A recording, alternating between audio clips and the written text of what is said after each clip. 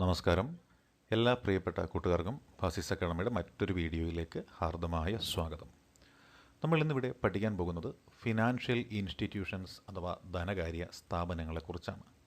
അപ്പോൾ എന്താണ് ഒരു ധനകാര്യ സ്ഥാപനമെന്ന് നമുക്ക് ആദ്യമായിട്ടൊന്ന് മനസ്സിലാക്കാൻ ശ്രമിക്കാം. ധനകാര്യ സ്ഥാപനത്തിൻ്റെ പ്രധാനപ്പെട്ട ചുമതല എന്ന് പറയുന്നത് പൊതുജനങ്ങളിൽ നിന്ന് നിക്ഷേപങ്ങൾ സ്വീകരിക്കുക, പൊതുജനങ്ങൾക്ക് വായ്പ അനുവദിച്ചു നൽകുക. പൊതുജനങ്ങളോ സ്വകാര്യ വ്യക്തികളോ സ്ഥാപനങ്ങളോ ആവാം ഇത്. അപ്പം നിക്ഷേപങ്ങളും വായ്പകളും മുതലായ സാമ്പത്തിക ഇടപാടുകൾ നടത്തുന്ന സ്ഥാപനങ്ങളെയാണ് പൊതുവായി ധനകാര്യ സ്ഥാപനങ്ങളെന്ന് നമ്മൾ വിശേഷിപ്പിക്കുന്നത്. ഇത്തരത്തിലുള്ള ധനകാര്യ സ്ഥാപനങ്ങളെ നമുക്ക് രണ്ട് ഭാഗമാക്കി തരംതിരിക്കാൻ സാധിക്കും. അപ്പോൾ ധനകാര്യ സ്ഥാപനങ്ങളെ രണ്ട് ഭാഗമാക്കി നമുക്ക് തരംതിരിക്കാൻ സാധിക്കുന്നതാണ്. ഒന്ന് ബാങ്കുകളും രണ്ടാമത്തേത് ബാങ്ക് ഇതര ധനകാര്യ സ്ഥാപനങ്ങളുമാണ്. ഇനി ബാങ്കുകളുടെ ശ്രേണിയിൽ നമ്മൾ നോക്കിയാലോ, ഈ ബാങ്കുകളെ പലതായിട്ട് തരംതിരിച്ചിട്ടുണ്ട്. ഒന്നാമത്തേത് വാണിജ്യ ബാങ്കുകൾ അഥവാ കൊമേഴ്ഷ്യൽ ബാങ്കുകൾ, രണ്ടാമത്തേത് സഹകരണ ബാങ്കുകൾ അഥവാ കോഓപ്പറേറ്റീവ് ബാങ്ക്സ്, മൂന്നാമത്തേത് വികസന ബാങ്കുകൾ അഥവാ ഡെവലപ്മെൻറ്റ് ബാങ്ക്സ് അഥവാ നാലാമത്തേത് സവിശേഷ ബാങ്കുകൾ അഥവാ സ്പെഷ്യൽ ബാങ്ക്സ് എന്ന് പറയുന്നു. അപ്പോൾ ബാങ്കുകളെ പൊതുവെ നാലായിട്ടാണ് തരംതിരിച്ചിരിക്കുന്നത് എന്നാണ് നമ്മൾ മനസ്സിലാക്കിയിരിക്കുന്നത്. അവ ഏതെല്ലാം എന്ന് ചോദിച്ചാൽ അതിൽ വാണിജ്യ ബാങ്കുകളുണ്ട്, സഹകരണ ബാങ്കുകളുണ്ട്, വികസന ബാങ്കുകളുണ്ട്, സവിശേഷ ബാങ്കുകളുമുണ്ട്. ഇനി ബാങ്ക് ഇതര ധനകാര്യ സ്ഥാപനങ്ങൾ ഏതെല്ലാം എന്ന് നമുക്കൊന്ന് നോക്കാം അല്ലേ. ബാങ്ക് ഇതര ധനകാര്യ സ്ഥാപനങ്ങളെന്ന് വെച്ചാൽ ബാങ്കുകൾ അല്ലാതെ പ്രവർത്തിക്കുന്ന ധനകാര്യ കാര്യങ്ങൾ ചെയ്തുകൊണ്ടിരിക്കുന്ന സ്ഥാപനങ്ങളെയാണ് ബാങ്ക് ഇതര ധനകാര്യ സ്ഥാപനങ്ങളെന്ന് വിശേഷിപ്പിക്കുന്നത്.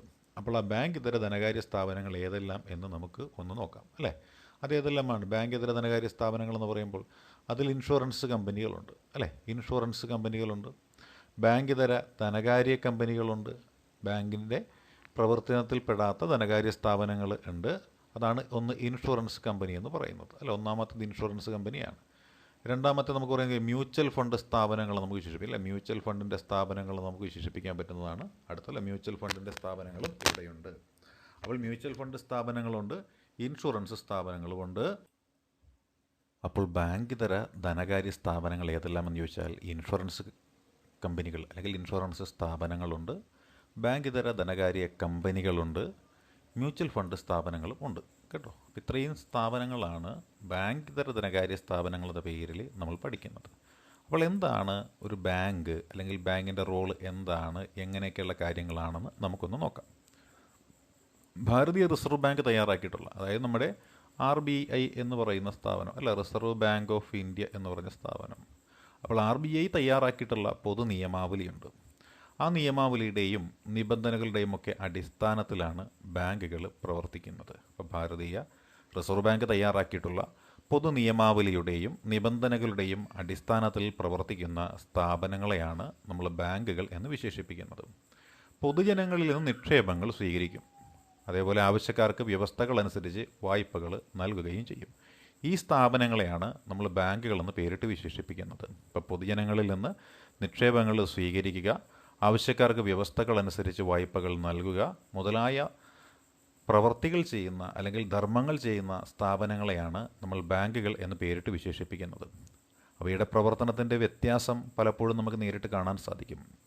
അപ്പോൾ പ്രവർത്തനങ്ങളിലെ വ്യത്യസ്തതയുടെ അടിസ്ഥാനത്തിൽ ഈ ബാങ്കുകളെ പലതായിട്ട് തരംതിരിച്ചിട്ടുണ്ട്. ഇപ്പോൾ ബാങ്കുകളെ പലതായിട്ട് തരംതിരിച്ചിട്ടുണ്ട്. എന്തിൻ്റെ അടിസ്ഥാനത്തിൽ എന്ന് ചോദിച്ചാൽ അവയുടെ പ്രവർത്തനങ്ങളിലെ വ്യത്യസ്തതയുടെ അടിസ്ഥാനത്തിലാണ് ബാങ്കുകളെ പലതായി തരംതിരിച്ചിരിക്കുന്നത്. അതിൽ വാണിജ്യ ബാങ്കുകളുണ്ട്, സഹകരണ ബാങ്കുകളുണ്ട്, വികസന ബാങ്കുകളുണ്ട്, സവിശേഷ ബാങ്കുകളുമുണ്ട്. അപ്പോൾ വാണിജ്യ ബാങ്കുകളും സഹകരണ ബാങ്കുകളും വികസന ബാങ്കുകളും സവിശേഷ ബാങ്കുകളും എല്ലാം ഈ ബാങ്കുകളെ പലതായിട്ട് തരംതിരിക്കുന്നതിൽ നമുക്ക് കാണാനായിട്ട് സാധിക്കുന്നതാണ്. ഇനി നമുക്ക് നോക്കാം എന്താണ് ബാങ്കിങ് രംഗത്തെ പുതിയ പ്രവണതകൾ എന്തെല്ലാമാണ് എന്ന് നമുക്കൊന്ന് അറിയാൻ ശ്രമിക്കാം. അതുകൊണ്ടാണ് ഇതിനെ ബാങ്കിങ് രംഗത്തെ നൂതന പ്രവണതകൾ എന്ന് പറയുന്നത്. നെറ്റ് ബാങ്കിങ്ങിലൂടെയും ടെലി ബാങ്കിങ്ങിലൂടെയും എല്ലാവിധ ഇടപാടുകളും നടത്താൻ കഴിയുന്ന രീതിയിലുള്ള ബാങ്കിങ്ങിനെയാണ് നമ്മൾ ഇലക്ട്രോണിക് ബാങ്കിങ് എന്ന് വിശേഷിപ്പിക്കുന്നത്. അതായത് നമ്മളുടെ ഫോൺ ഉപയോഗിച്ചുകൊണ്ട് അല്ലെങ്കിൽ ടെലിഫോൺ സംവിധാനത്തിൻ്റെ ആ ഒരു പരിധി പ്രയോജനപ്പെടുത്തിക്കൊണ്ട് ബാങ്കിങ് ഇടപാടുകൾ നടത്താൻ കഴിയുന്ന രീതിയുണ്ട്. ആ രീതിയെ ആണ് ഇലക്ട്രോണിക് ബാങ്കിങ് എന്ന് നമ്മൾ വിശേഷിപ്പിക്കുന്നത്. അതേപോലെ ബാങ്കിങ് ഉപകരണങ്ങളുടെയോ ഉദ്യോഗസ്ഥരുടെയോ സഹായം ആവശ്യമില്ലാതെ ഇടപാടുകൾ നടത്താൻ ബാങ്ക് ഒരുക്കുന്ന സൗകര്യമുണ്ട്. അതിനെയാണ് ഇലക്ട്രോണിക് ബാങ്കിങ് എന്ന് വിശേഷിപ്പിക്കുന്നത്. അപ്പോൾ ബാങ്കിങ് ഉപകരണങ്ങളുടെയോ ഉദ്യോഗസ്ഥരുടെയോ സഹായം ആവശ്യമില്ലാതെ ഇടപാടുകൾ നടത്താനായിട്ട് ബാങ്ക് ഒരുക്കുന്ന സൗകര്യത്തിനെയാണ് ഇലക്ട്രോണിക് ബാങ്കിങ് എന്ന് നമ്മൾ വിശേഷിപ്പിക്കുന്നത്. എല്ലാ ബാങ്കുകളുടെയും ശാഖകൾ ഒരു സെൻട്രൽ സെർവറിൻ്റെ കീഴിൽ കൊണ്ടുവന്ന് ബാങ്കിങ് സേവനങ്ങൾ ഒരു ബാങ്കിൽ നിന്ന് മറ്റൊരു ബാങ്കിലേക്ക് സാധ്യമാക്കുന്ന തരത്തിൽ ക്രമീകരിച്ചിരിക്കുന്ന സംവിധാനമാണ് കോർ ബാങ്കിങ് സംവിധാനം എന്ന് പറയുന്നത്.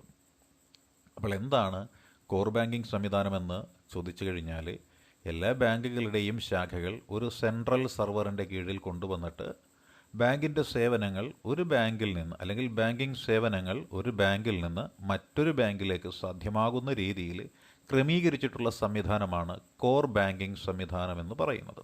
ഇത്തരത്തിൽ ഇന്ത്യയിൽ ആദ്യമായിട്ട് കോർ ബാങ്കിങ് സംവിധാനം നടപ്പിലാക്കിയ ബാങ്ക് എന്ന് പറയുന്നത് മുംബൈ ബ്രാഞ്ചിലെ SBI ആണ്. അല്ലെങ്കിൽ SBIയുടെ മുംബൈ ബ്രാഞ്ചാണ് ഇന്ത്യയിൽ ആദ്യമായിട്ട് കോർ ബാങ്കിങ് സംവിധാനം നടപ്പിലാക്കിയ ബാങ്ക്. ഇനി അതേപോലെ നോക്കിയാലോ, ATM നമ്മളെല്ലാം കണ്ടിട്ടുള്ളതാണല്ലേ. ഓട്ടോമാറ്റഡ് ടെല്ലർ മെഷീൻ എന്ന് പറഞ്ഞ ATM, അതേപോലെ debit card, credit card, net banking, tele banking, mobile banking എന്നിവയെല്ലാം ഒരു കുടക്കീഴിൽ കൊണ്ടുവരുന്ന സംവിധാനത്തിനെയാണ് നമ്മൾ കോർ ബാങ്കിങ് എന്ന് വിശേഷിപ്പിക്കുന്നത്. അപ്പോൾ ATM, debit card, credit card, net banking, tele banking, mobile banking എന്നിവയെല്ലാം ഒരു കുടക്കീഴിൽ കൊണ്ടുവരുന്ന സംവിധാനത്തിനെയാണ് കോർ ബാങ്കിങ് സംവിധാനമെന്ന് വിശേഷിപ്പിക്കുന്നത്.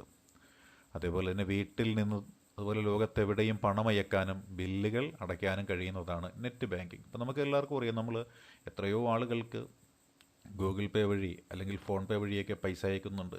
നമ്മൾ ബാങ്കിൽ പോകുന്നുണ്ടോ? ഇല്ല. ഇപ്പോൾ നമുക്ക് വീട്ടിൽ നിന്ന് തന്നെ ലോകത്തെവിടെയും പണം അയക്കാനും ബില്ലുകൾ അടയ്ക്കാനും കഴിയുന്ന ആ സംവിധാനമാണ് നെറ്റ് ബാങ്കിങ് എന്ന് പറയുന്നത്.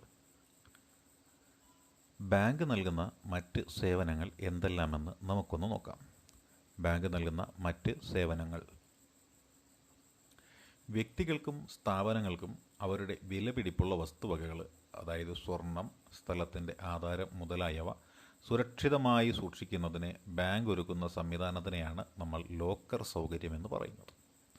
അപ്പോൾ ലോക്കർ സൗകര്യം എന്തെന്ന് വെച്ചാൽ, വ്യക്തികൾക്കും സ്ഥാപനങ്ങൾക്കും അവരുടെ വിലപിടിപ്പുള്ള വസ്തുവകകൾ, സ്വർണം, സ്ഥലത്തിൻ്റെ ആധാരം മുതലായവ സുരക്ഷിതമായി സൂക്ഷിക്കുന്നതിന് ബാങ്ക് ഒരുക്കുന്ന സംവിധാനമാണ് ലോക്കർ സൗകര്യം എന്ന് പറയുന്നത്. ഇനിയോ, പണം ഒരു സ്ഥലത്ത് നിന്ന് മറ്റൊരു സ്ഥലത്തേക്ക് അയക്കാൻ ബാങ്കുകൾ ഒരുക്കുന്നൊരു സംവിധാനമുണ്ട്. അതിനെയാണ് ഡിമാൻഡ് ഡ്രാഫ്റ്റ് എന്ന് പേരിട്ട് വിശേഷിപ്പിക്കുന്നത്. പണം ഒരു സ്ഥലത്ത് നിന്നും മറ്റൊരു സ്ഥലത്തേക്ക് അയക്കാൻ ബാങ്കുകൾ ഒരുക്കുന്ന സൗകര്യത്തിനെയാണ് ഡിമാൻഡ് ഡ്രാഫ്റ്റ് എന്ന് പേരിട്ട് വിശേഷിപ്പിക്കുന്നത്. ലോകത്തിൻ്റെ ഏത് ഭാഗത്തു നിന്നും സ്വന്തം അക്കൗണ്ടിലേക്കോ മറ്റൊരാളുടെ അക്കൗണ്ടിലേക്കോ പണം അയക്കുന്നതിന് ബാങ്ക് നൽകുന്ന സേവനമാണ് മെയിൽ ട്രാൻസ്ഫർ എന്ന് പറയും. ഇപ്പോൾ എന്താണ് മെയിൽ ട്രാൻസ്ഫർ എന്ന് ചോദിച്ചാൽ, ലോകത്തിൻ്റെ ഏത് ഭാഗത്തു നിന്നും സ്വന്തം അക്കൗണ്ടിലേക്കോ മറ്റൊരാളുടെ അക്കൗണ്ടിലേക്കോ പണം അയക്കുന്നതിന് ബാങ്ക് നൽകുന്ന സേവനത്തിനെയാണ് നമ്മൾ മെയിൽ ട്രാൻസ്ഫർ എന്ന് പറയുന്നത്. Mail transfer. ഇനിയോ, മെയിൽ ട്രാൻസ്ഫറിനേക്കാൾ വേഗത്തിൽ സന്ദേശത്തിലൂടെ പണം അയക്കാൻ ബാങ്ക് ഏർപ്പെടുത്തിയിട്ടുള്ളൊരു സംവിധാനമുണ്ട്. മെയിൽ ട്രാൻസ്ഫറിനേക്കാൾ വേഗത്തിൽ സന്ദേശത്തിലൂടെ പണം അയക്കാനായിട്ട് ബാങ്ക് ഏർപ്പെടുത്തിയിട്ടുള്ള സംവിധാനത്തിനെയാണ് നമ്മൾ ടെലിഗ്രാഫിക് ട്രാൻസ്ഫർ എന്ന് വിശേഷിപ്പിക്കുന്നത്. അപ്പോൾ ടെലിഗ്രാഫിക് ട്രാൻസ്ഫർ എന്ന് പറയുന്നത് മെയിൽ ട്രാൻസ്ഫറിനേക്കാൾ വേഗത്തിൽ സന്ദേശത്തിലൂടെ പണം അയക്കുവാൻ ബാങ്ക് ഏർപ്പെടുത്തിയിട്ടുള്ള സംവിധാനമാണ് ടെലിഗ്രാഫിക് ട്രാൻസ്ഫർ. ഇനിയോ, പണം കൈവശം കരുതാതെ കാർഡ് ഉപയോഗിച്ച് പണ ആവശ്യങ്ങൾ നിറവേറ്റാൻ ഉപയോഗിക്കുന്ന കാർഡുകളെയാണ് നമ്മൾ പ്ലാസ്റ്റിക് മണി എന്ന് വിശേഷിപ്പിക്കുന്നത്. അപ്പോൾ എന്താണ് പ്ലാസ്റ്റിക് മണി എന്ന് ചോദിച്ചാലോ, പണം കൈവശം കരുതാതെ കാർഡ് ഉപയോഗിച്ചുകൊണ്ട് പണ ആവശ്യങ്ങൾ നിറവേറ്റാൻ ഉപയോഗിക്കുന്ന കാർഡുകളെയാണ് പ്ലാസ്റ്റിക് മണി എന്ന് വിശേഷിപ്പിക്കുന്നത്. ഇനി ക്രെഡിറ്റ് കാർഡ് എന്താണ് എന്ന് നമുക്ക് നോക്കാം. ഈ ക്രെഡിറ്റ് കാർഡ് എന്ന് പറയുന്നതും ഒരു പ്ലാസ്റ്റിക് കാർഡ് തന്നെയാണ്. പണം കയ്യിൽ സൂക്ഷിക്കാതെ സാധനങ്ങൾ വാങ്ങാൻ സഹായിക്കുന്ന ഒരു പ്ലാസ്റ്റിക് കാർഡ്. അതിനെയാണ് നമ്മൾ എന്ത് വിളിക്കുന്നത്? ക്രെഡിറ്റ് കാർഡ് എന്ന് വിശേഷിപ്പിക്കുന്നത്. അതേപോലെ ബാങ്കിൽ പോകാതെ ഏത് സമയത്തും ഒരാൾക്ക് പണം പിൻവലിക്കാനുള്ളൊരു സംവിധാനമുണ്ട്. ബാങ്കിൽ പോകേണ്ട കാര്യമില്ല, പണം പിൻവലിക്കാനായിട്ട് സംവിധാനവുമുണ്ട്. അതാണ് ഓട്ടോമേറ്റഡ് ടെല്ലർ മെഷീൻ എന്ന് പറയുന്ന ATM. ബാങ്കിൽ പോകാതെ ഏതു സമയത്തും പണം പിൻവലിക്കാനുള്ള സംവിധാനമാണ് ഓട്ടോമേറ്റഡ് ടെല്ലർ മെഷീൻ അഥവാ ATM എന്ന് പറയുന്നത്. ഈ ATM വഴി പണം നിക്ഷേപിക്കാൻ സൗകര്യമുണ്ട്, അതേപോലെ പിൻവലിക്കുവാനും സംവിധാനമുണ്ട്. അപ്പോൾ ATM വഴി പണം നിക്ഷേപിക്കുന്നതിനും പണം പിൻവലിക്കുന്നതിനുമായിട്ട് ബാങ്ക് നൽകുന്ന കാർഡാണ് ATM ഡെബിറ്റ് കാർഡ് എന്ന് പറയും.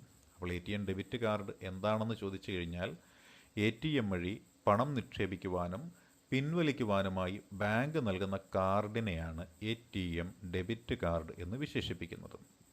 ഇനി നമുക്ക് നോക്കാം റിസർവ് ബാങ്ക് ഓഫ് ഇന്ത്യ അല്ലെ RBI എന്താണ് എന്ന് നമുക്കൊന്ന് മനസ്സിലാക്കാനായിട്ട് ശ്രമിക്കാം. റിസർവ് ബാങ്ക് ഓഫ് ഇന്ത്യ അഥവാ RBI ഇന്ത്യയിലെ കേന്ദ്ര ബാങ്കിൻ്റെ പേരാണ് റിസർവ് ബാങ്ക് ഓഫ് ഇന്ത്യ അഥവാ RBI. അപ്പോൾ ഇന്ത്യ ഗവൺമെൻറ്റിൻ്റെ മറ്റ് ബാങ്കുകളുടെ കാര്യങ്ങൾ നിയന്ത്രിക്കുന്നതിനുള്ള പ്രധാനപ്പെട്ട ഒരു ലീഡർഷിപ്പ് പൊസിഷനിൽ നിൽക്കുന്ന ഇന്ത്യ ഗവൺമെൻറ്റിൻ്റെ റെപ്രസെൻറ്റേറ്റീവാണ് ഈ റിസർവ് ബാങ്ക് ഓഫ് ഇന്ത്യ എന്ന് പറയുന്നത്.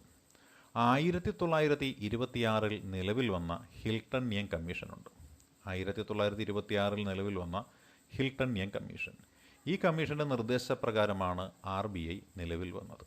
1926 നിലവിൽ വന്ന ഹിൽട്ടൺ യങ് കമ്മീഷൻ്റെ നിർദ്ദേശപ്രകാരമാണ് RBI ഇവിടെ നിലവിൽ വന്നത്. Royal Commission on Indian Currency and Finance, അതായത് ഹിൽട്ടൺ യങ് കമ്മീഷൻ്റെ യഥാർത്ഥ പേര് എന്തായിരുന്നു എന്ന് ചോദിച്ചാൽ ആ പേരിതായിരുന്നു Royal Commission on Indian Currency and Finance. Royal Commission on Indian Currency and Finance എന്നത് ഏത് കമ്മീഷൻ്റെ പേരായിരുന്നു എന്ന് ചോദിച്ചാൽ 1926 ഇന്ത്യയിൽ വന്ന ഹിൽട്ടൺ യങ് കമ്മീഷൻ. ആ ഹിൽട്ടൺ യങ് കമ്മീഷൻ്റെ നിർദ്ദേശപ്രകാരമാണ് റിസർവ് ബാങ്ക് ഓഫ് ഇന്ത്യ രൂപീകരിക്കപ്പെട്ടത്. ഈ റിസർവ് ബാങ്ക് ഓഫ് ഇന്ത്യ രൂപീകരിക്കപ്പെടാൻ കാരണമായ ഒരു ആക്ട് ഉണ്ട്. ആ ആക്റ്റാണ് reserve Bank of India act 1934. Reserve Bank of India act 1934 പ്രകാരമാണ് RBI നിലവിൽ വരുന്നത്. 1935 ഏപ്രിൽ 1 ഇന്ത്യയിൽ റിസർവ് ബാങ്കിൻ്റെ പ്രവർത്തനം ആരംഭിച്ചത്. അപ്പോൾ ഇന്ത്യയിൽ റിസർവ് ബാങ്കിൻ്റെ പ്രവർത്തനം ആരംഭിച്ചത് എന്ന് മുതലാണ് എന്ന് നോക്കിയാൽ 1935 ഏപ്രിൽ 1 മുതലാണ് ഇന്ത്യയിൽ റിസർവ് ബാങ്കിൻ്റെ പ്രവർത്തനം ആരംഭിച്ചത്. ഈ റിസർവ് ബാങ്കിൻ്റെ മൂലധനമായിട്ടുണ്ടായിരുന്നത് 5 കോടി രൂപയായിരുന്നു. റിസർവ് ബാങ്കിൻ്റെ മൂലധനം അല്ലെങ്കിൽ സ്ഥാപിക്കുന്ന സമയത്ത് റിസർവ് ബാങ്കിൻ്റെ മൂലധനമായിട്ടുണ്ടായിരുന്ന എമൗണ്ട് എന്ന് പറയുന്നത് 5 കോടി രൂപയായിരുന്നു. പ്രാരംഭത്തിൽ റിസർവ് ബാങ്ക് സ്ഥാപിച്ചത് ഒരു ഷെയർ ഹോൾഡേഴ്സ് ബാങ്ക് പ്രാരംഭത്തിൽ റിസർവ് ബാങ്ക് സ്ഥാപിച്ചത് ഒരു ഷെയർ ഹോൾഡേഴ്സിൻ്റെ ബാങ്ക് ആയിട്ടാണ് ഇത് സ്ഥാപിച്ചത്. ഈ റിസർവ് ബാങ്കിനൊരു ചിഹ്നമുണ്ട്. റിസർവ് ബാങ്കിൻ്റെ ചിഹ്നത്തിലുള്ള മൃഗത്തിൻ്റെ രൂപം കടുവയുടെ രൂപമാണ്. ഇപ്പോൾ റിസർവ് ബാങ്കിൻ്റെ ചിഹ്നത്തിലുള്ള മൃഗം ഏത് എന്ന് ചോദിച്ചാൽ ആ മൃഗമാണ് കടുവ. അതേപോലെ റിസർവ് ബാങ്കിന് ഒരു ചിഹ്നമുണ്ട്.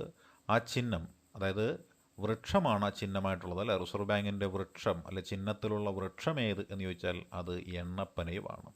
അപ്പോൾ എണ്ണപ്പനയും കടുവയുമാണ് റിസർവ് ബാങ്കിൻ്റെ ചിഹ്നത്തിലുള്ള മൃഗവും വൃക്ഷവും. ബാങ്കിങ് റെഗുലേഷൻ എന്ന് പറയുന്നത് ബാങ്കുകളുടെ പ്രവർത്തനങ്ങൾക്കുള്ള ഒരു മാർഗരേഖയാണ്. ബാങ്കുകളുടെ പ്രവർത്തനങ്ങൾ നിയന്ത്രിക്കുന്ന ഒരു മാർഗരേഖയാണ് ഇത്.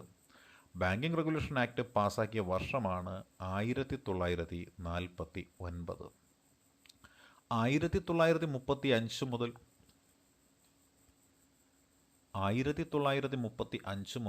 1937 വരെ കൊൽക്കത്തയിലായിരുന്നു RBIയുടെ ആസ്ഥാനം സ്ഥിതി ചെയ്തിരുന്നത്. അപ്പോൾ RBIയുടെ ആസ്ഥാനം സ്ഥിതി ചെയ്തിരുന്നത് എവിടെയായിരുന്നു എന്ന് ചോദിച്ചാൽ കൊൽക്കത്തയിലായിരുന്നു. അപ്പോൾ 1935 മുതൽ 37 വരെ കൊൽക്കത്തയിലായിരുന്നു RBIയുടെ ആസ്ഥാനം സ്ഥിതി ചെയ്തിരുന്നത്.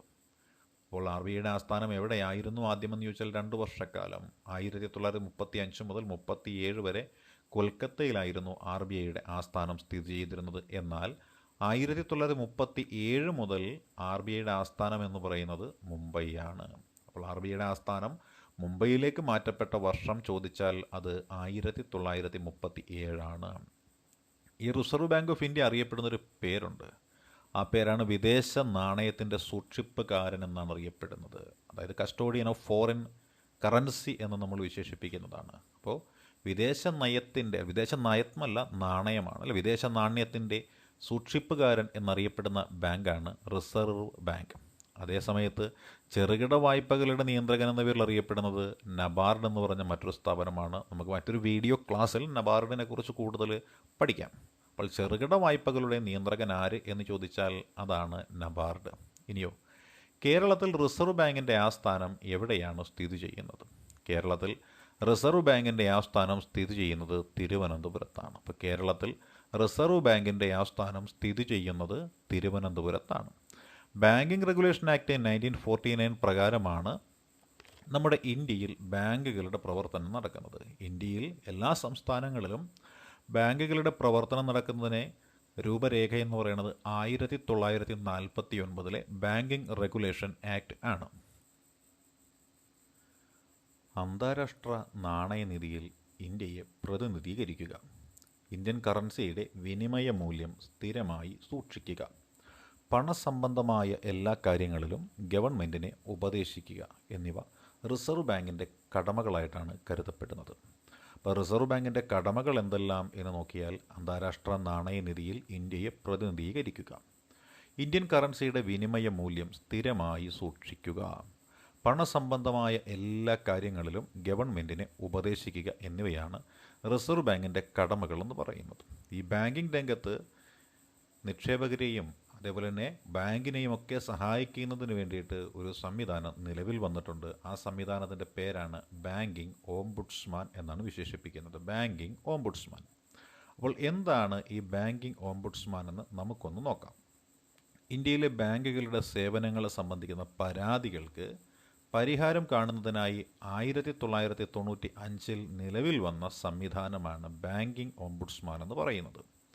അപ്പോൾ ബാങ്കിംഗ് ഓംബുഡ്സ്മാൻ എന്ന സംവിധാനം നിലവിൽ വന്ന വർഷമാണ് 1995. അതേപോലെ നോക്കിയാൽ ഇൻ്റഗ്രേറ്റഡ് ഓംബുഡ്സ്മാൻ സ്കീം 2021 ഉണ്ട്.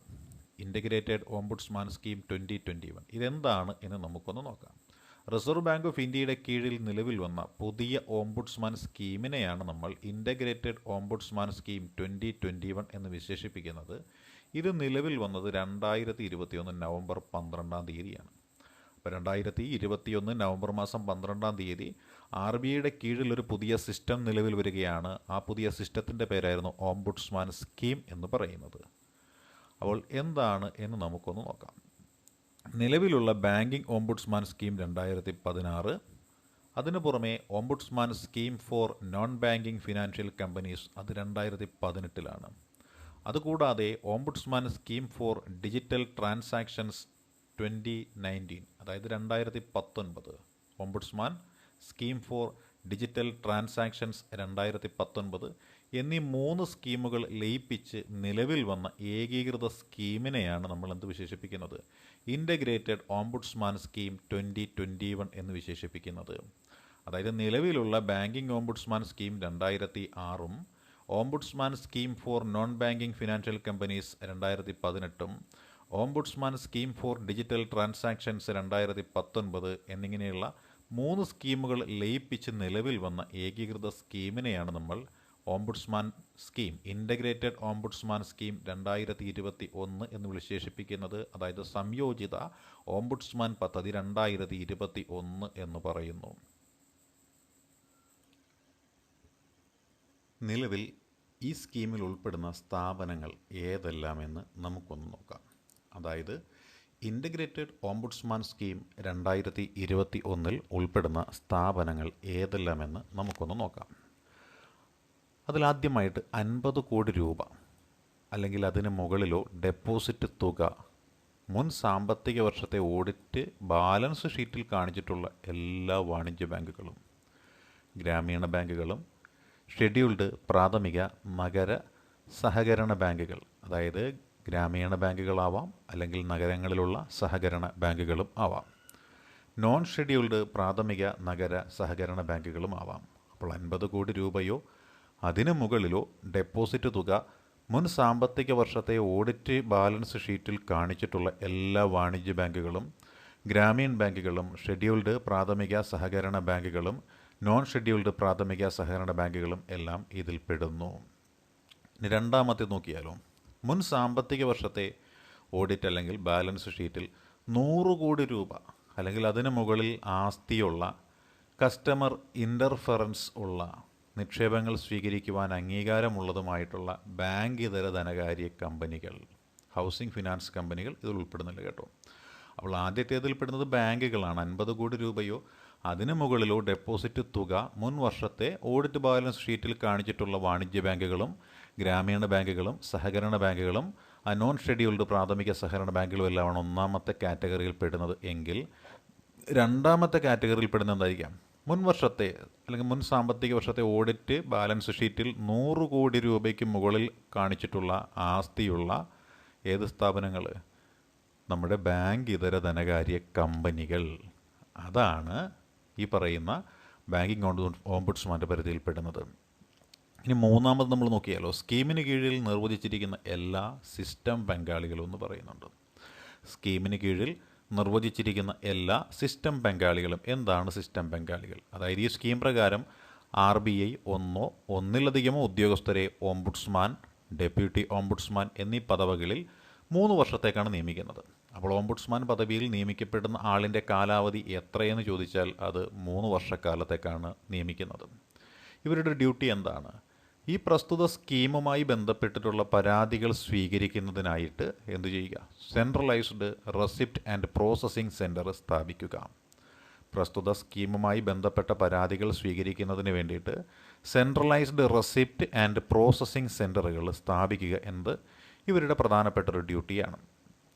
ഇനിയോ, ഈ സ്കീം പ്രകാരം ഓംബുഡ്സ്മാന് കൈകാര്യം ചെയ്യാൻ അധികാരമുള്ള പരാതി തുകയ്ക്ക് ലിമിറ്റില്ല എന്നുള്ളതാണ് പ്രത്യേകത. ഈ സ്കീം പ്രകാരം ഓംബുഡ്സ്മാന് കൈകാര്യം ചെയ്യാനായിട്ടുള്ള അധികാരമുള്ളൊരു പരാതി തുകയ്ക്ക് പരിധി ഇവിടെ നിശ്ചയിച്ചിട്ടില്ല. അതുകൊണ്ട് തന്നെ പരാതിക്കാരൻ അനുഭവിച്ച അപമാനത്തിനും മാനസിക വ്യതയ്ക്കും പരാതിക്കാരൻ്റെ സമയനഷ്ടത്തിനുമൊക്കെ ചേർത്ത് 1 ലക്ഷം രൂപയും ഇതുകൂടാതെ 20 ലക്ഷം രൂപ വരെ നഷ്ടപരിഹാരം നൽകാനുള്ള അധികാരവും ഈ സ്കീം പ്രകാരം ഓംബുഡ്സ്മാന് ഉണ്ട്. അതാണ് ഇതിൻ്റെ പ്രത്യേകത. ഇനി നമുക്ക് റിസർവ് ബാങ്കിൻ്റെ ധർമ്മങ്ങൾ എന്തെല്ലാമെന്ന് ഒന്ന് നോക്കാം. അല്ലെ, റിസർവ് ബാങ്കിൻ്റെ ധർമ്മങ്ങൾ എന്തെല്ലാമെന്ന് നമുക്കൊന്ന് നോക്കാം. അല്ലേ, ഇവരുടെ ആദ്യത്തെ ധർമ്മം എന്താണ്? അത് നോട്ട് അടിച്ചിറക്കുക എന്നതാണ് ആദ്യത്തെ ധർമ്മം. അപ്പം നോട്ട് അടിച്ചിറക്കൽ എന്ന് പറയുന്നത് ആദ്യത്തെ ധർമ്മമാണ്. ഇനി എന്താണ് അടുത്ത? 1 രൂപ ഒഴികെയുള്ള എല്ലാ കറൻസി നോട്ടുകളും അച്ചടിച്ചിറക്കുന്നു.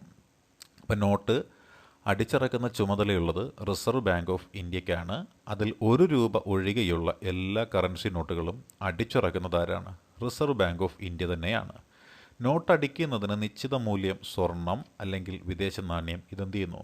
കരുതലായിട്ട് സൂക്ഷിക്കുന്നു. ഇതിനെയാണ് കരുതൽ ധന അനുപാതം എന്നൊക്കെയുള്ള ശ്രേണിയിൽ നമ്മൾ പെടുത്തിയിരിക്കുന്നത്. അപ്പം നോട്ടടിക്കുന്നതിന് നിശ്ചിത മൂല്യം സ്വർണമോ വിദേശ നാണ്യമോ കരുതലായി സൂക്ഷിക്കണമെന്നത് ഒരു നിബന്ധനയാണ്. പിന്നെയോ, നമ്മൾ നേരത്തെ പറഞ്ഞു 1 രൂപ ഒഴികെയുള്ള എല്ലാ കറൻസി നോട്ടുകളും അച്ചടിച്ചിറക്കുന്നത് ആരാണ്?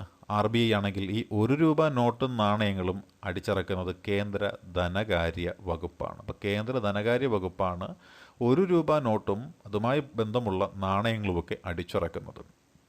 ഇനി വാണിജ്യ ബാങ്കുകൾക്ക് ആവശ്യമുള്ള സമയങ്ങളിൽ വായ്പ നൽകുക എന്നത് ആരുടെ ചുമതലയാണ്? അത് കേന്ദ്ര ബാങ്കിൻ്റെ മറ്റൊരു ചുമതലയാണ്. വാണിജ്യ ബാങ്കുകൾക്ക് ആവശ്യമുള്ള സമയങ്ങളിൽ വായ്പ നൽകുക എന്നത് കേന്ദ്ര ബാങ്കിൻ്റെ ഒരു പ്രധാനപ്പെട്ട ചുമതലയായിട്ടാണ് കണക്കാക്കുന്നത്. അതുകൊണ്ട് തന്നെ ഈ കേന്ദ്ര ബാങ്കിനെ കടം നൽകാനുള്ള അവസാനത്തെ അഭയസ്ഥാനം, അതായത് lender of the last resort എന്ന് നമ്മൾ വിശേഷിപ്പിക്കാറുണ്ട്.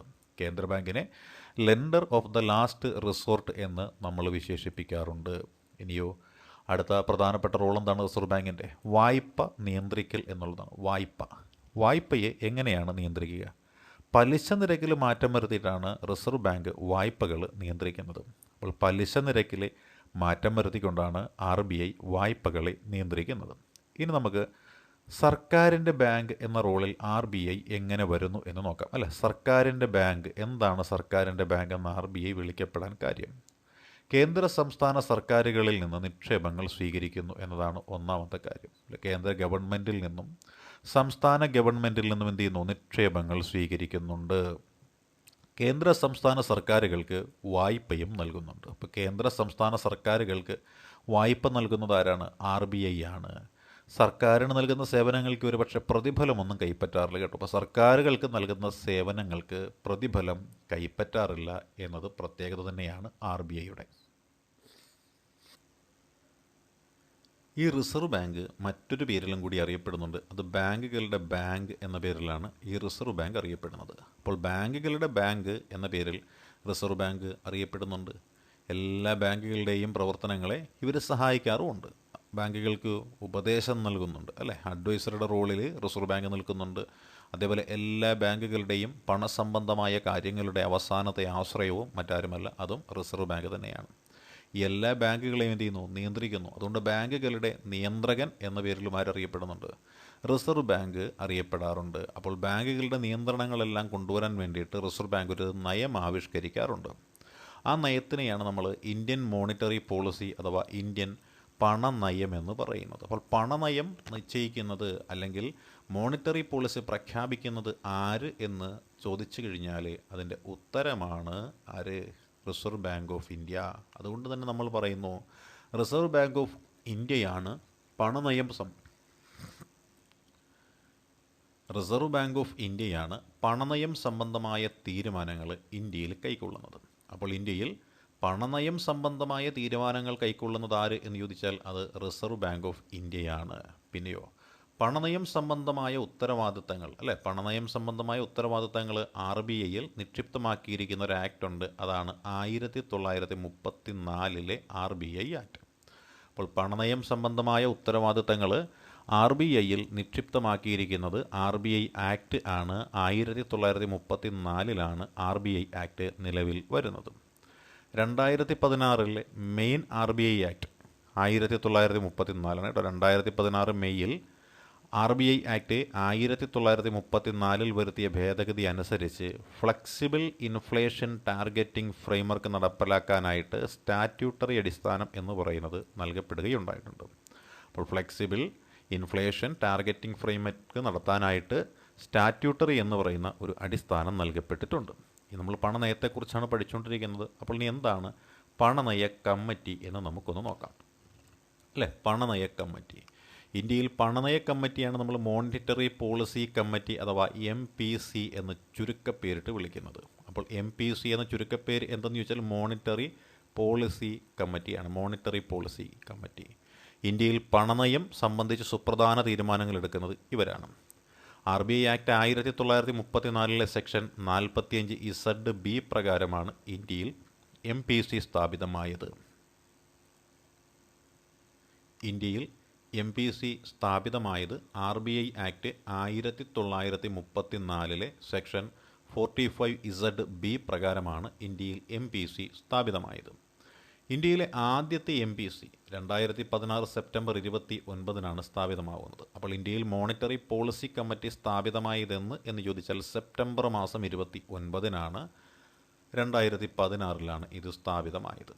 RBIയുടെ ഗവർണറാണ് നിലവിൽ MPCയുടെ ചെയർപേഴ്സൺ. നിലവിൽ മോണിറ്ററി പോളിസി കമ്മിറ്റിയുടെ ചെയർപേഴ്സൺ ആര് എന്ന് ചോദിച്ചാൽ അത് RBI ഗവർണറാണ്. വർഷത്തിൽ 4 തവണയാണ് MPC സമ്മേളിക്കേണ്ടത്. അപ്പോൾ MPC സമ്മേളിക്കേണ്ടത് എപ്പോഴെല്ലാം എന്ന് ചോദിച്ചാൽ വർഷത്തിൽ 4 തവണയാണ് MPC സമ്മേളിക്കുന്നത്.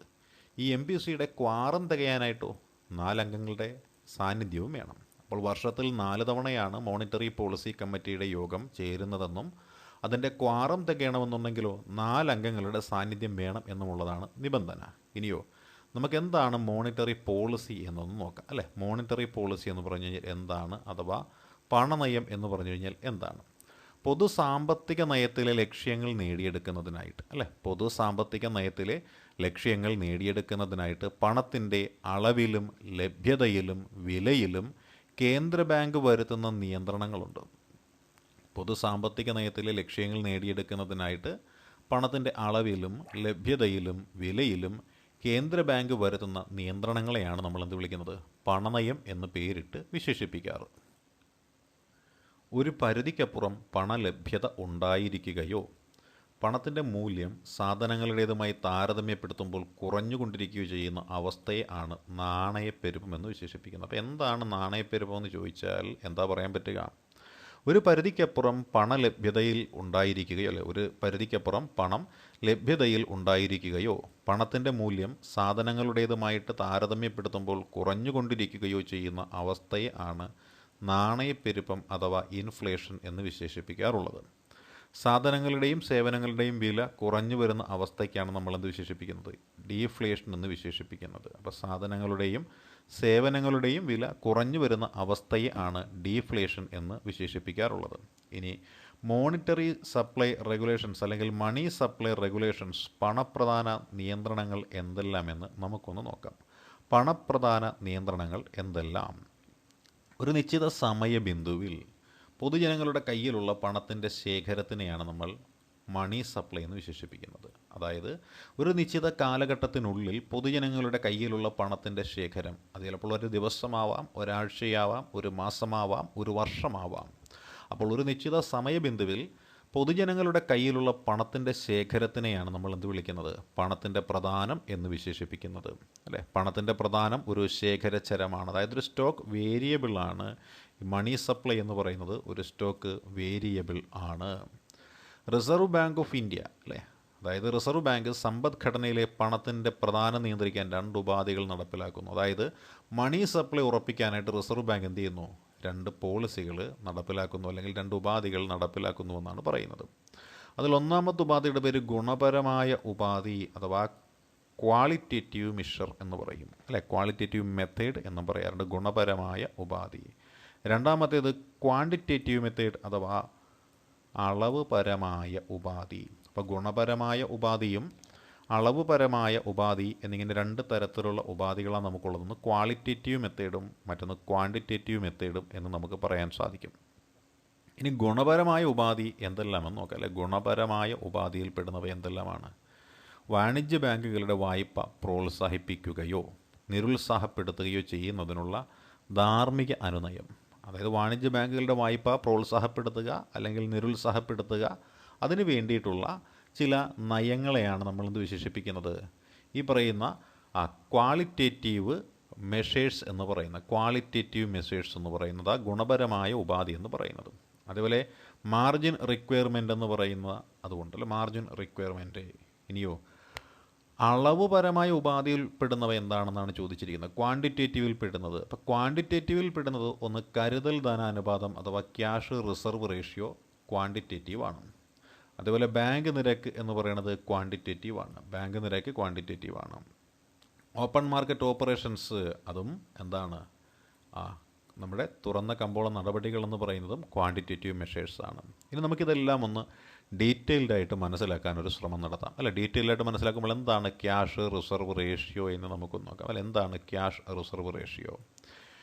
വാണിജ്യ ബാങ്കുകൾ അവരുടെ കൈവശം ഉള്ള മുഴുവൻ ഡെപ്പോസിറ്റിൻ്റെ ഒരു നിശ്ചിത ശതമാനം നിയമാനുസൃതമായിട്ട് RBIയിൽ അതായത് റിസർവ് ബാങ്കിൽ കരുതൽ ധനമായിട്ട് നിലനിർത്തണം.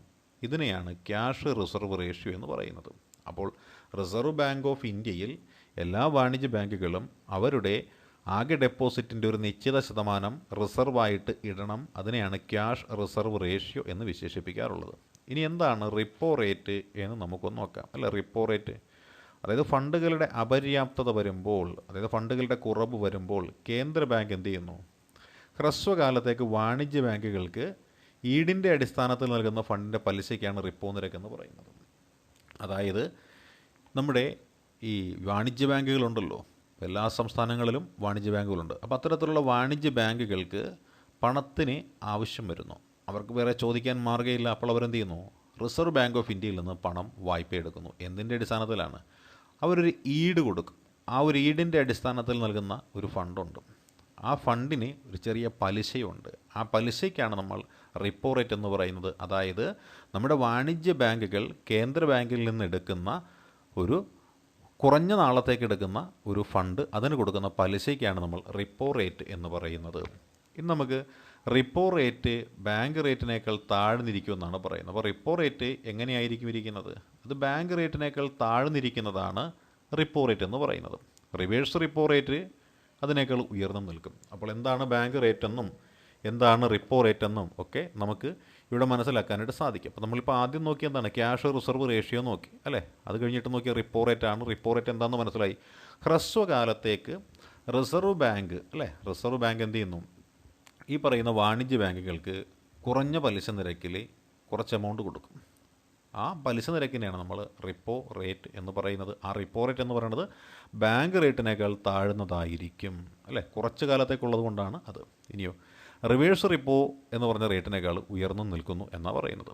അപ്പോൾ നമ്മൾ നോക്കിയാൽ ഇനി അടുത്ത റിവേഴ്സ് റിപ്പോ എന്താണ് എന്ന് നമുക്കൊന്ന് നോക്കാം. അല്ല, റിവേഴ്സ് റിപ്പോ എന്താണെന്ന് നോക്കാം. അല്ല, രാജ്യത്ത് പണം ഇങ്ങനെ പെരുകി കഴിയുമ്പോൾ, അതായത് പണപ്പെരുപ്പം ഉണ്ടാവുമ്പോൾ, ആ പണപ്പെരുപ്പം നിയന്ത്രിക്കുന്നതിൻ്റെ ഭാഗമായിട്ട് ഒരു രാജ്യത്തെ കേന്ദ്ര ബാങ്ക്, അതായത് റിസർവ് ബാങ്ക് എന്ത് ചെയ്യുന്നു, ഒരു നിശ്ചിത പലിശ നിരക്കിൽ വാണിജ്യ ബാങ്കുകളിൽ നിന്നും കടം സ്വീകരിക്കുന്ന രീതിയാണിത്. അതായത് നമ്മുടെ കൊമേഴ്ഷ്യൽ ബാങ്കുകളുടെ കയ്യിൽ ഇങ്ങനെ പണം കുമിഞ്ഞു കൂടുമ്പോൾ അവരെന്ത് ചെയ്യും, അത് പൊതുജനങ്ങൾക്ക് വിതരണം ചെയ്യും.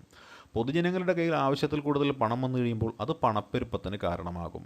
അപ്പോൾ പണപ്പെരുപ്പം ഒഴിവാക്കാൻ വേണ്ടിയിട്ട് ചെയ്യുന്ന രീതി എന്താണ്, ഈ കൊമേഴ്ഷ്യൽ ബാങ്കുകളിൽ നിന്ന് എന്ത് ചെയ്യുന്നു, ഒരു പലിശ കൊടുത്തിട്ട് കേന്ദ്ര ബാങ്ക് എന്ത് ചെയ്യുന്നു, ആ ബാങ്കുകളുടെ കൈവശമുള്ള പണം റിസർവ് ബാങ്കിലേക്ക് കൊണ്ടുപോകുന്നു. അങ്ങനെ റിസർവ് ബാങ്ക് കൊമേഴ്ഷ്യൽ ബാങ്കുകളിൽ നിന്നും എടുക്കുന്ന വായ്പ അല്ലെങ്കിൽ അവരുടെ ആ ഒരു പണം എടുക്കുന്ന രീതിക്ക് പറയുന്ന പേരാണ് നമ്മൾ ഈ പറഞ്ഞ രീതി. ഇത്തരത്തിൽ എടുക്കുന്ന പണത്തിന് കൊടുക്കുന്ന പലിശയ്ക്കാണ് നമ്മൾ എന്ത് വിശേഷിപ്പിച്ചത്, റിവേഴ്സ് റിപ്പോ എന്ന് വിശേഷിപ്പിച്ചത്. ഇനി നമുക്ക് ഓപ്പൺ മാർക്കറ്റ് ഓപ്പറേഷൻസ് അഥവാ തുറന്ന കമ്പോള നടപടികൾ എന്താണ് എന്ന് മനസ്സിലാക്കാനായിട്ട് ശ്രമിക്കാം. അതിൽ ആദ്യമായിട്ട് നോക്കുന്നത് ഓപ്പൺ മാർക്കറ്റ് ഓപ്പറേഷൻസ്. സർക്കാർ ഇറക്കുന്ന കടപ്പത്രങ്ങളുണ്ട് അല്ലേ, സർക്കാരിന് കടപ്പത്രങ്ങളുണ്ട്, സെക്യൂരിറ്റീസ് എന്ന് നമ്മൾ കടപ്പത്രങ്ങൾക്ക് പറയാറ്. അപ്പോൾ സർക്കാർ ഇറക്കുന്ന കടപ്പത്രങ്ങൾ തുറന്ന കമ്പോളത്തിൽ വിൽക്കുക, വാങ്ങുക എന്ന പ്രക്രിയക്കാണ് നമ്മൾ ഓപ്പൺ മാർക്കറ്റ് ഓപ്പറേഷൻസ് എന്ന് പറയുന്നത്. അപ്പോൾ സർക്കാർ ഇറക്കുന്ന കടപ്പത്രങ്ങളും മുദ്രപത്രങ്ങളും അതേപോലെ സെക്യൂരിറ്റി പത്രങ്ങളുമെല്ലാം തുറന്ന കമ്പോളത്തിൽ വാങ്ങുന്നതും വിൽക്കുന്നതുമാണ് ഓപ്പൺ മാർക്കറ്റ് ഓപ്പറേഷൻസ് എന്ന് പേരിട്ട് നമ്മൾ വിശേഷിപ്പിക്കുന്നത്. ഇനിയോ ഗവൺമെൻറ്റിന് വേണ്ടി ആരാണ് ഈ പ്രവർത്തനം നടത്തുന്നത് എന്ന ചോദ്യമാണത്. കേന്ദ്ര ബാങ്കാണ് ഗവൺമെൻറ്റിന് വേണ്ടിയിട്ട് ഓപ്പൺ മാർക്കറ്റ് ഓപ്പറേഷൻസ് നടത്തുന്നതിനായിട്ട് നിയുക്തമായിരിക്കുന്നത്. ഇനിയോ ഈ പറയുന്ന തുറന്ന കമ്പോള നടപടികൾ ഔട്ട്റൈറ്റ് എന്ന പേരിലും റിപ്പോ എന്ന പേരിലും രണ്ട് തരത്തിലുണ്ടെന്നാണ് പറയുന്നത്. അതായത് ഓപ്പൺ മാർക്കറ്റ് ഓപ്പറേഷൻസിലെ ഔട്ട്റൈറ്റ് വിഭാഗം ഏതാണ്, റിപ്പോ വിഭാഗം ഏതാണ് എന്ന് നമുക്കൊന്ന് നോക്കാം. ഈ ഔട്ട്റൈറ്റ് വഴിയുള്ള ഓപ്പൺ മാർക്കറ്റ് ഓപ്പറേഷൻസ് എന്ന് പറയുന്നത് എന്താണ്, അതൊരു തുറന്ന കമ്പോള നടപടിയാണ് അല്ല, ഓപ്പൺ മാർക്കറ്റ് ഓപ്പറേഷൻസ് ആണ്. അതൊരു സ്ഥിരം സ്വഭാവമുള്ളതാണ്. അപ്പോൾ സ്ഥിരം സ്വഭാവമുള്ളവയാണ്. അവർക്ക് എങ്ങനെയാണ് ഈ ഓപ്പൺ മാർക്കറ്റ് ഓപ്പറേഷൻസ് ഔട്ട്റൈറ്റ് എന്ന് നമുക്ക് നോക്കാം. കേന്ദ്ര ബാങ്ക് കടപ്പത്രങ്ങൾ വാങ്ങുമ്പോൾ പണം സമ്പദ്ഘടനയിലേക്ക് എത്തുന്നു. അതായത് കേന്ദ്ര ബാങ്ക് കടപ്പത്രങ്ങൾ എന്ത് ചെയ്യാണ്, വാങ്ങുകയാണ് ചെയ്യുന്നത്.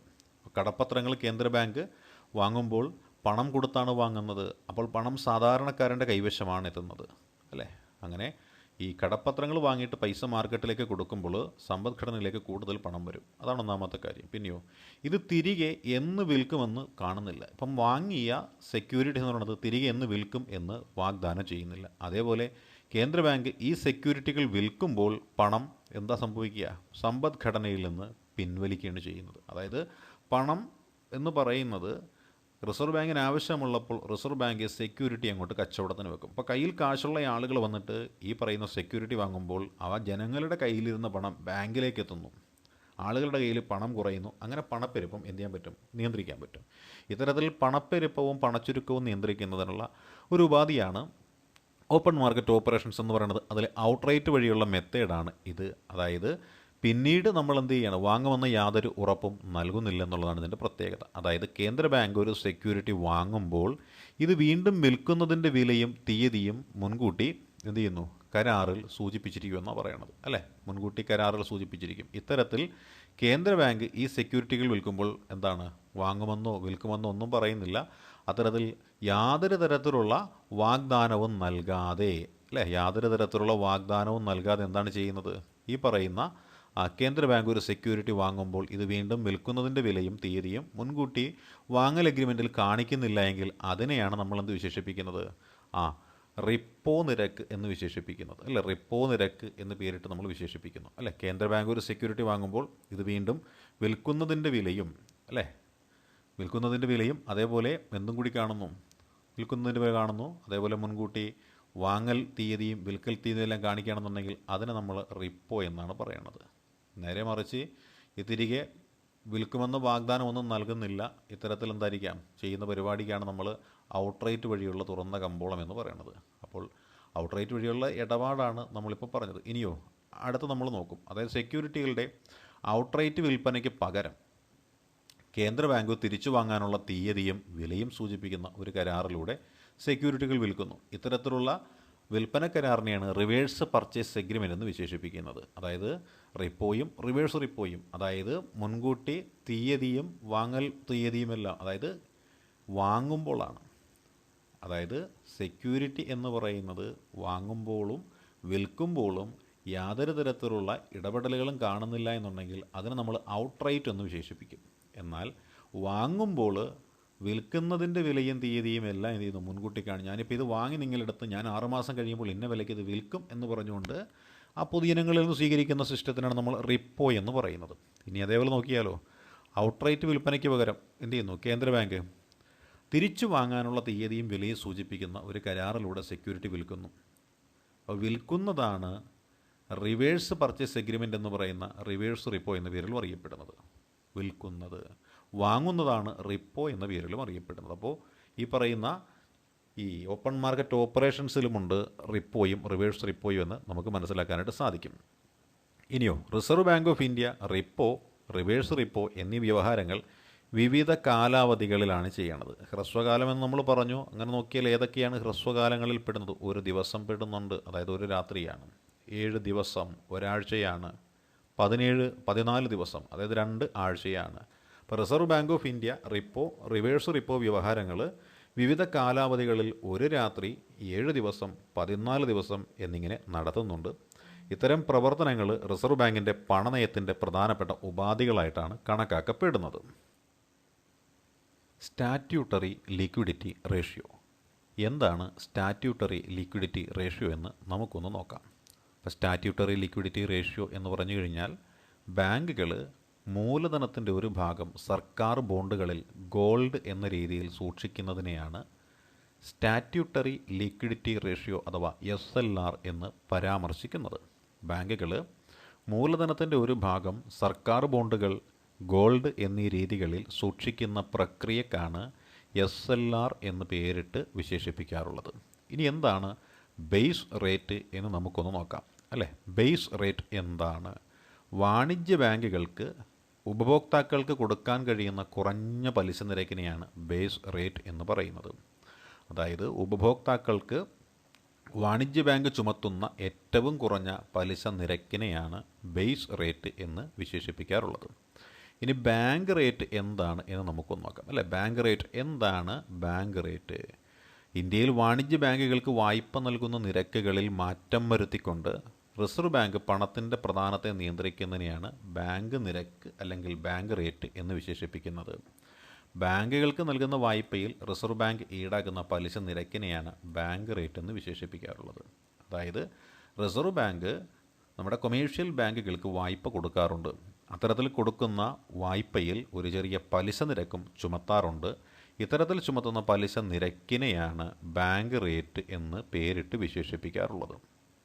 ഇനി ന്യൂ ഇൻഫോ എന്താണ് എന്ന് നമുക്കൊന്ന് നോക്കാം, അല്ലേ? ന്യൂ ഇൻഫോ എന്താണ്? 2022 ഏപ്രിൽ മാസം 8 നിലവിൽ വന്ന RBIയുടെ ഒരു പുതിയ അളവുപരമായ ഉപാധിയെ ആണ് നമ്മൾ സ്റ്റാൻഡിംഗ് ഡെപ്പോസിറ്റ് ഫെസിലിറ്റി എന്ന് വിശേഷിപ്പിക്കാറ്.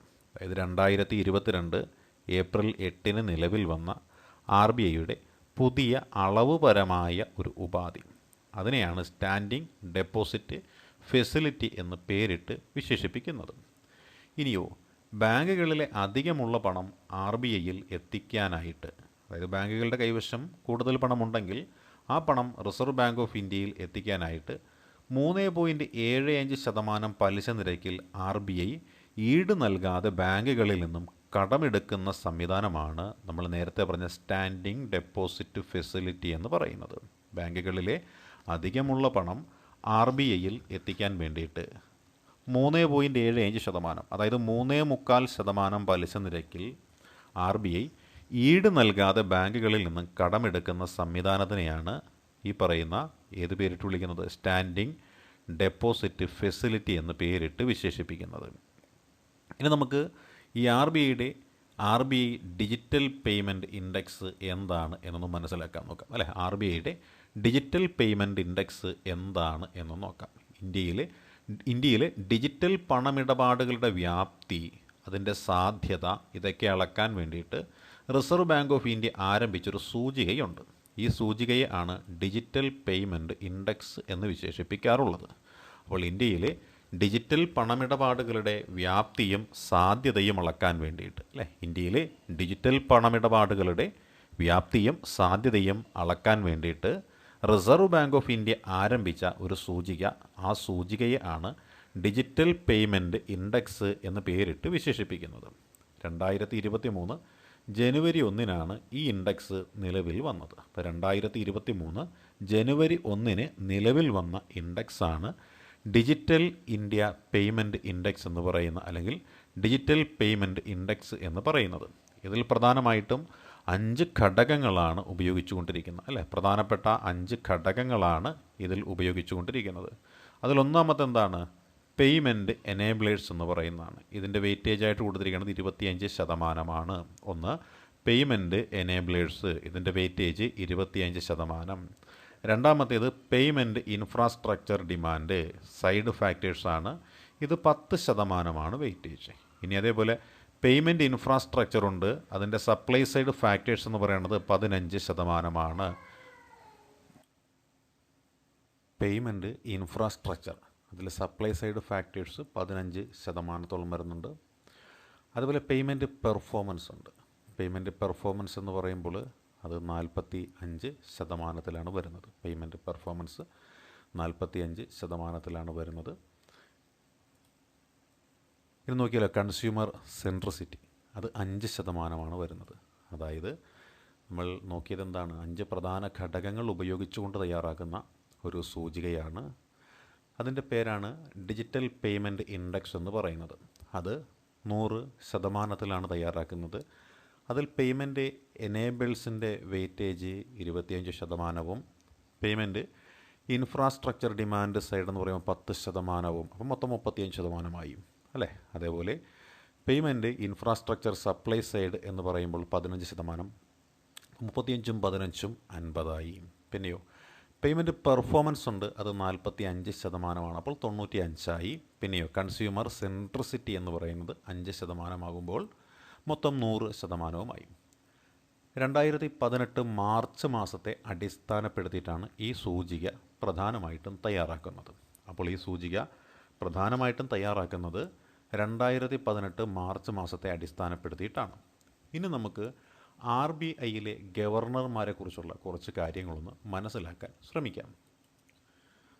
RBIയുടെ ഗവർണർമാർ, RBIയുടെ തലവൻ ഗവർണറാണ് അല്ലേ. RBIയുടെ തലവനായിട്ട് വരുന്നവരാണ്, അത് ഗവർണറാണ് RBIയുടെ തലവനായിട്ട് വരുന്നത്.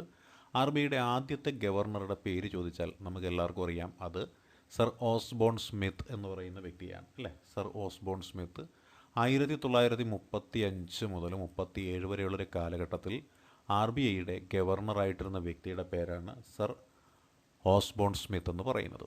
അതേപോലെ തന്നെ RBIയുടെ ഇന്ത്യക്കാരനായ ആദ്യ ഗവർണർ ആരെന്ന് ചോദിച്ചാൽ അതാണ് CD ദേശ്മുഖ്. RBIയുടെ ഇന്ത്യക്കാരനായ ആദ്യ ഗവർണറുടെ പേരാണ് CD ദേശ്മുഖ്.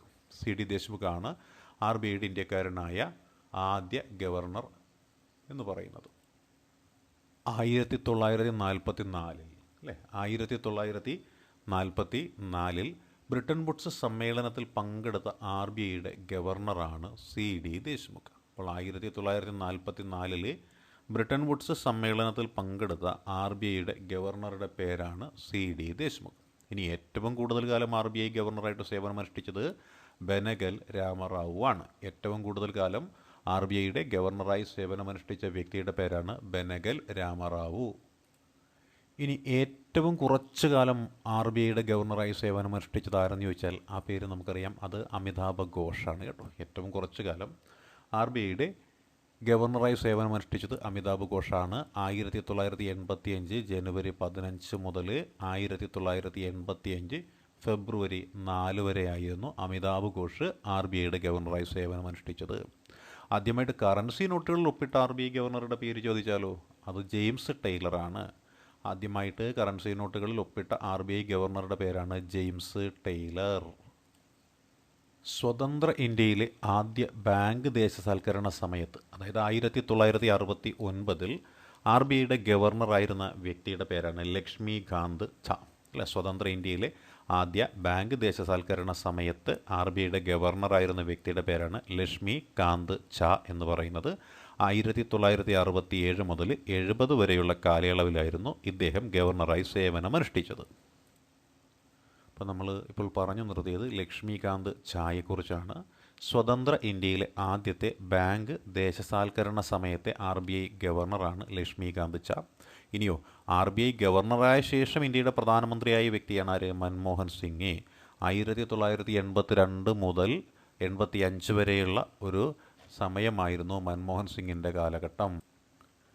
റിസർവ് ബാങ്കിൻ്റെ സാമ്പത്തിക വർഷം, അല്ല, റിസർവ് ബാങ്ക് ഓഫ് ഇന്ത്യയുടെ സാമ്പത്തിക വർഷം കണക്കാക്കുന്നത് ഏപ്രിൽ 1 മുതൽ മാർച്ച് 31 വരെയാണ് കേട്ടോ. റിസർവ് ബാങ്ക് ഓഫ് ഇന്ത്യയുടെ സാമ്പത്തിക വർഷം കണക്കാക്കുന്നത് ഏപ്രിൽ 1 മുതൽ മാർച്ച് 31 വരെയാണ്. 2021 മെയ്യിലാണ് ഇത് പുനഃക്രമീകരിച്ചത്. അതിനു മുൻപ് ജൂലൈ 1 മുതൽ ജൂൺ 30 വരെയായിരുന്നു റിസർവ് ബാങ്ക് ഓഫ് ഇന്ത്യയുടെ സാമ്പത്തിക വർഷം കണക്കാക്കിയിരുന്നത്. റിസർവ് ബാങ്കിൻ്റെ സാമ്പത്തിക വർഷം ജനുവരി ഡിസംബറിൽ നിന്നും ജൂലൈ ജൂണിലേക്ക് മാറ്റിയ വർഷമാണ് 1940. റിസർവ് ബാങ്കിൻ്റെ സാമ്പത്തിക വർഷം ജനുവരി ഡിസംബർ മാസങ്ങളായിരുന്നു. അത് ജൂലൈ മുതൽ ജൂൺ വരെയുള്ള മാസങ്ങളിലേക്ക് മാറ്റിയത് 1940-ലായിരുന്നു. എന്നാൽ 2021 മെയ്യിൽ ഏപ്രിൽ 1 മുതൽ മാർച്ച് 31 വരെ അത് പരിഷ്കരിച്ചു. റിസർവ് ബാങ്കിൻ്റെ സാമ്പത്തിക വർഷം ജനുവരി ഡിസംബറിൽ നിന്നും ജൂലൈ ജൂണിലേക്ക് മാറ്റിയ വർഷമാണ് 1940.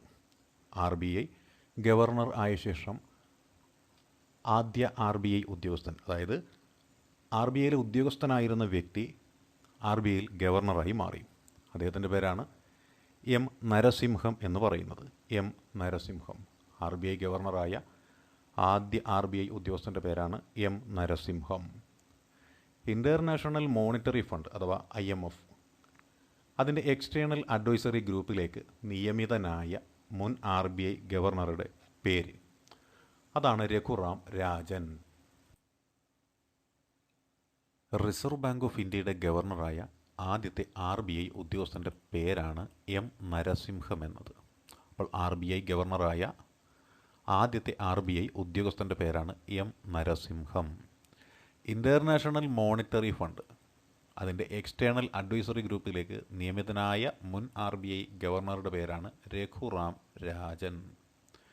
ഇൻ്റർനാഷണൽ മോണിറ്ററി ഫണ്ടിൻ്റെ എക്സ്റ്റേണൽ അഡ്വൈസറി ഗ്രൂപ്പിലേക്ക് നിയമിതനായ മുൻ ആർ ബി ഐ ഗവർണറുടെ പേരാണ് Raghuram Rajan. I Do What I Do എന്ന പുസ്തകം രചിച്ച വ്യക്തിയുടെ പേരാണ് Raghuram Rajan. I Do What I Do എന്ന പുസ്തകം രചിച്ച വ്യക്തിയുടെ പേരാണ് രഘുറാം രാജൻ.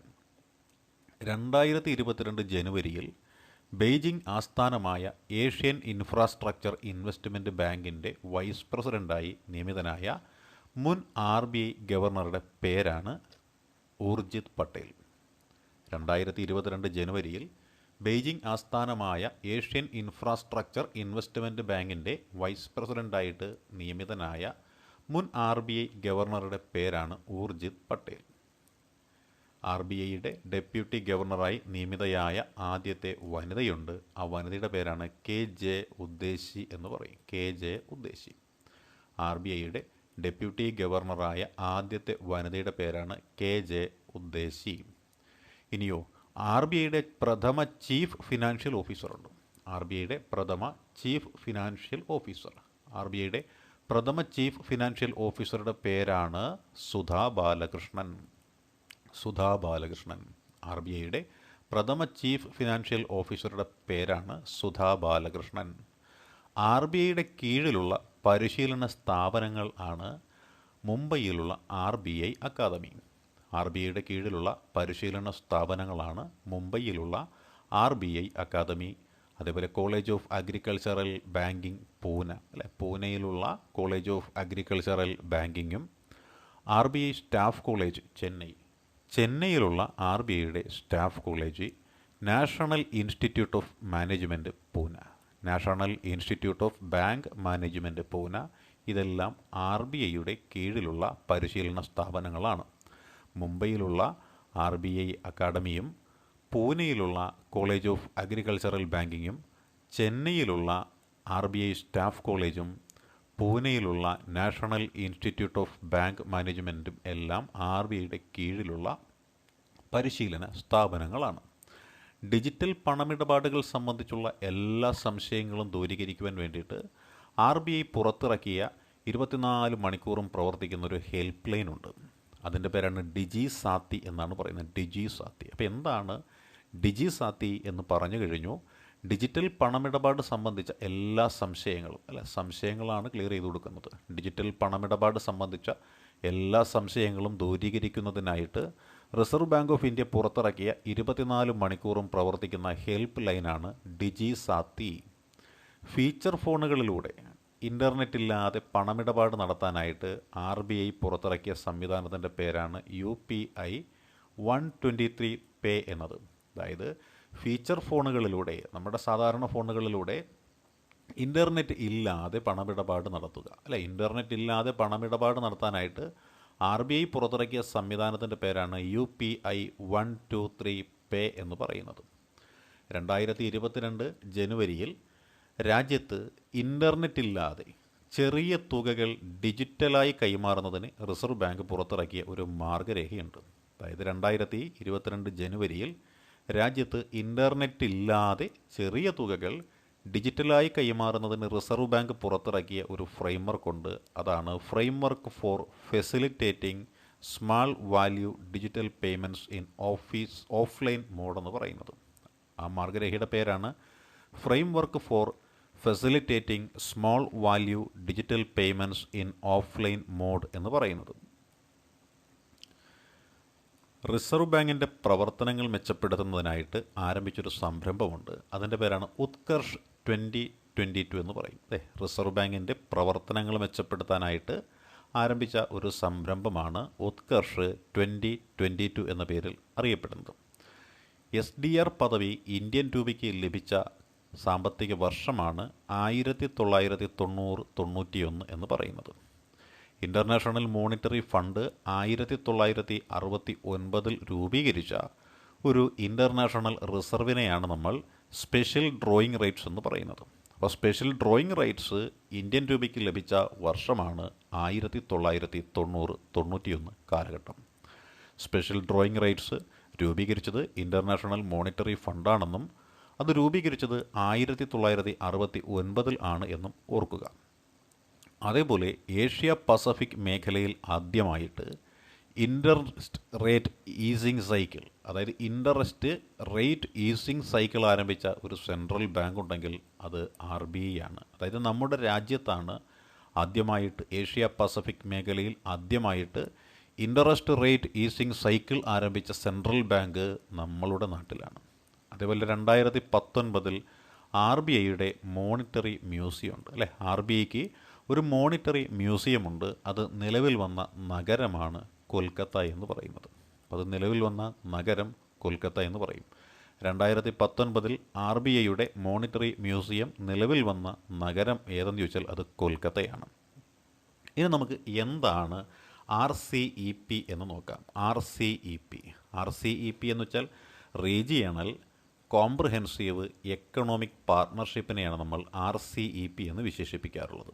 RCEP എന്ന് വെച്ചാൽ റീജിയണൽ കോംപ്രിഹെൻസീവ് എക്കണോമിക് പാർട്ട്ണർഷിപ്പാണ് RCEP എന്ന പേരിൽ അറിയപ്പെടുന്നത്.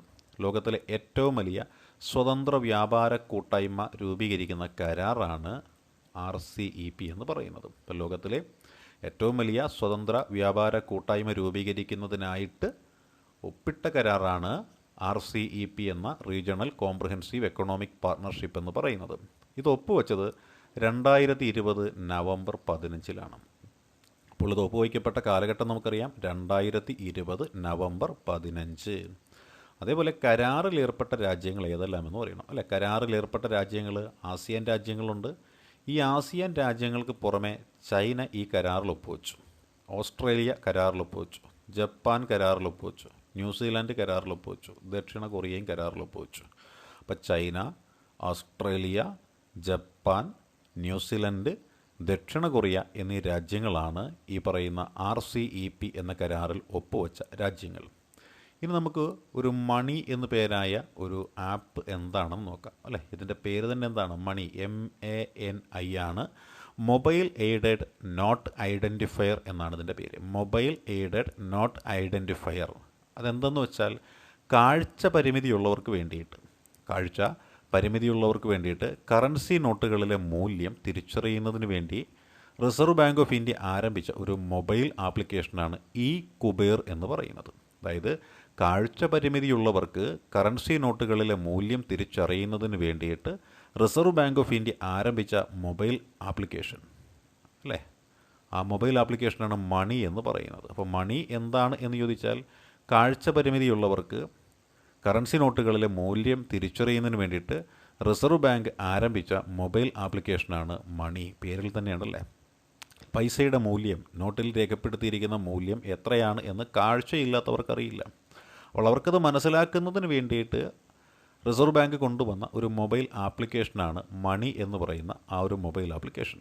ഇനി നമുക്ക് ഇ കുബേർ എന്താണ് എന്ന് നോക്കാം അല്ലേ. ഇ കുബേർ എന്താണ്? ഇ കുബേർ എന്ന് വെച്ചാൽ ഇന്ത്യയിലെ ഓരോ ബാങ്കുകൾക്കും റിസർവ് ബാങ്ക് ഓഫ് ഇന്ത്യയിൽ ഒരു കറൻറ്റ് അക്കൗണ്ട് നൽകുന്ന റിസർവ് ബാങ്കിൻ്റെ കോർ ബാങ്കിങ് സംവിധാനത്തിനെയാണ് ഇ കുബേർ എന്ന് വിശേഷിപ്പിക്കുന്നത്.